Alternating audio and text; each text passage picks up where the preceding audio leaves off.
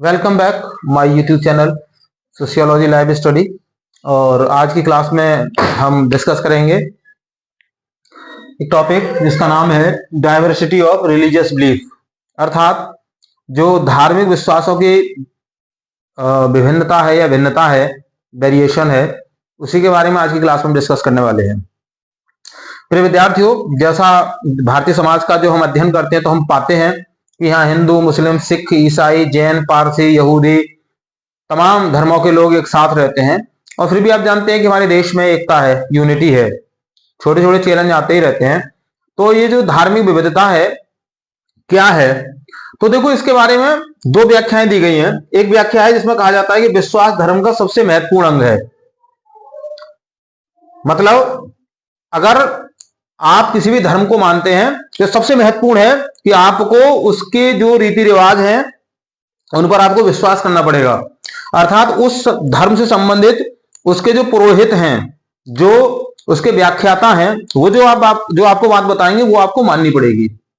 दूसरी इसकी जो व्याख्या है वो है कि विश्वास किसी समूह की परंपरा और ज्ञान का एक हिस्सा है। अर्थात जैसे कई सारी विचारधाराएं हैं, कई सारी परंपराएं हैं, कई मतलब एक वो ज्ञान है, जैसे जन्म है, मृत्यु है, पुनर्जन्म है। इसके बारे में अलग अलग धर्मों में अलग अलग विचारधाराएं हैं। जैसे अगर हम हिंदू धर्म की बात करें तो उसमें आता है कि व्यक्ति की जब मृत्यु हो जाती है तो मृत्यु के बाद उसका क्या पुनर्जन्म भी होता है। मतलब यहां उसकी मृत्यु हुई और वो कहीं दूसरी जगह पर जन्म ले लेगा। और जन्म का आधार क्या होगा, मतलब पुनर्जन्म का आधार क्या होगा, उसके कर्म।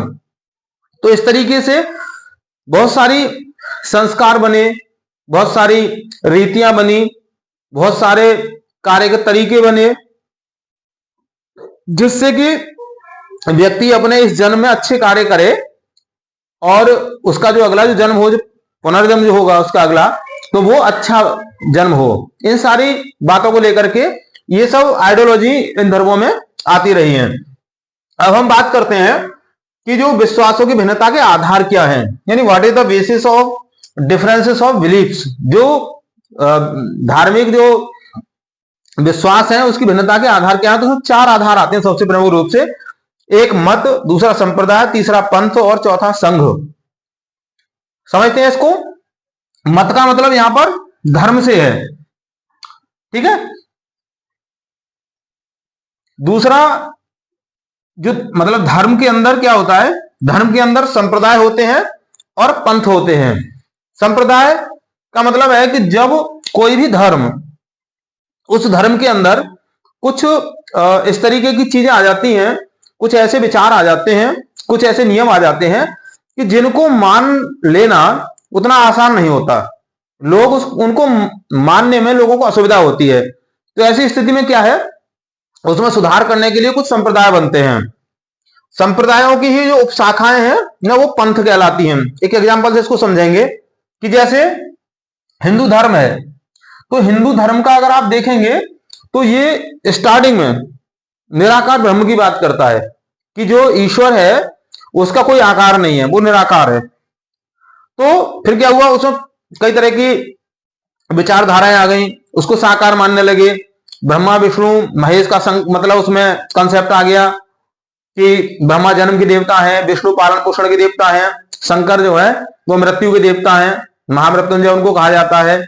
शक्ति के प्रतीक के रूप में दुर्गा देवी आ गई, ज्ञान के रूप में सरस्वती मां आ गई, है ना, धन के रूप में लक्ष्मी देवी आ गई। तो इस तरीके से ये क्या हुआ, इसमें कई सारे संप्रदायों में जन्म लिया। जैसे वैष्णव संप्रदाय, शैव संप्रदाय, शाक्त संप्रदाय। मतलब जो शक्ति को पा सके शाक्त संप्रदाय के लोग थे। अब क्या है, वैष्णव संप्रदाय में मतलब जो उसकी उपशाखाएं हैं उसमें जैसे देखेंगे वल्लभ है, चैतन्य है, निम्बार्क है, राधा वल्लभ है, हरिदास है। ये क्या है, ये पंथ है। पंथ किसमें होते हैं, पंथ होते हैं संप्रदाय के अंदर। अर्थात किसी भी संप्रदाय की जो सुधारवादी शाखा है, अर्थात उनको लगता है कि संप्रदाय में कुछ सुधार की आवश्यकता है, तो वो सुधारवादी जो शाखाएं बनती है उनको हम पंथ कहते हैं, ठीक है। इसी तरीके से एक एग्जाम्पल दिया जाता है कबीर पंथ का। कबीर पंथ इस्लाम में सुधार की बात करते हैं। वो कहते हैं कि कंकड़ पत्थर जोड़ के मस्जिद लई बनाए और ताचड़ मुल्ला बांग दे क्या बहरा हुआ खुदा, है ना। तो वो इन चीजों को जो आडंबर है उनको नकारते हैं। वो जानते हैं कि अगर ये इसी तरीके से आडंबर इसमें बढ़ते रहे तो एक समय आएगा कि लोग इसको मानने वाले इसको छोड़ के चले जाएंगे। क्यों? क्योंकि आप जानते हैं कि विज्ञान का दिन पर दिन विकास होता जा रहा है, लोग साइंटिफिक मेथड से चीजों को समझने लगे हैं और लोग रिलेवेंट मतलब देखने लगे हैं कि आखिर इसके पीछे रिलेवेंस क्या है, इसका फैक्ट क्या है, जो बात कही गई है। तो इन सारी चीजों को जो हमारे जो प्राचीन विद्वान थे वो उसको भांप लिया था उन्होंने, इसलिए उन्होंने कई सारी चीजों में सुधार पहले से प्रारंभ कर दिया था। तो उनको कहते हैं हम पंथ, जो संप्रदाय के अंदर बनते हैं। इसके बाद क्या होता है कि जो जो जो पंथ होते हैं उन पंथों के अलग अलग अनुयायी होते हैं। वो अनुयायी क्या करते हैं, अपने उस पंथ को अर्थात उस संप्रदाय को और बढ़ाने का प्रयास करते हैं और वो पंथ मिलकर के वो क्या करते हैं, वो बन जाते हैं, फिर उनको कहते हैं संघ। ठीक है, जैसे आप देखेंगे मठ, मठ क्या है, संघ के एग्जाम्पल हैं। आश्रम, अखाड़े, ठीक है, अखाड़े ये क्या है, ये संघ के एग्जाम्पल हैं। तो इनका जो उद्देश्य होता है ना वो पंथों में सुधार करना होता है कि कुछ उनको लगता है कि ये समय के सापेक्ष ये सही नहीं है, इन चीजों को सुधारा जा सकता है।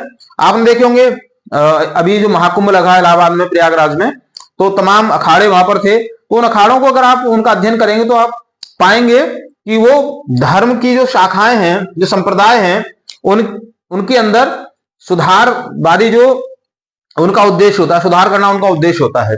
ठीक है, तो इसी तरीके से है ना, जो आपको मैंने भी बात ये बताया, इसमें एक ध्यान रखने की बात यह है कि इसके बारे में, धर्म के बारे में दुर्खीम का यहां पर उल्लेख करना बहुत जरूरी है। दुर्खीम ने अरुमटा जनजाति का अध्ययन किया था, अरुमटा जनजाति, ठीक है, और उन्होंने ये माना कि जो अरुमटा जनजाति है वो टोटमवाद में विश्वास करती है। टोटमवाद, अब टोटमवाद में क्या है कि जो जो जनजाति है वो किसी पेड़ पौधा पशु पक्षी इनको क्या है अपना टोटम मानती है। टोटम का मतलब वो मानती है कि उसकी उत्पत्ति उसी से हुई है। जैसे कुछ जनजातियां हैं जो पेड़ को अपना टोटम मानते हैं, कोई भैंसा जो पशु होता है उसको अपना टोटम मानते हैं, कोई शेर को अपना टोटम मानते हैं। मतलब ये मानते हैं कि उनकी उत्पत्ति इनसे हुई है और इसको वो एक पवित्र वस्तु मानते हैं। और यहां पर उन्होंने यही स्पष्ट करने का प्रयास किया है कि धर्म का संबंध पवित्र और अपवित्र से है। जो पवित्र है वो धर्म है, जो अपवित्र है वो धर्म नहीं है। ठीक है, तो आज की क्लास में बस इतना ही। अगर कोई क्वेरी और कोई क्वेश्चन है तो आप मुझे कमेंट बॉक्स में बता सकते हैं। अगर चैनल पर नए हैं तो उसको सब्सक्राइब कर लीजिए, वीडियो पसंद आए तो लाइक शेयर कीजिएगा। मिलते हैं अगली क्लास में। थैंक यू एंड जय हिंद।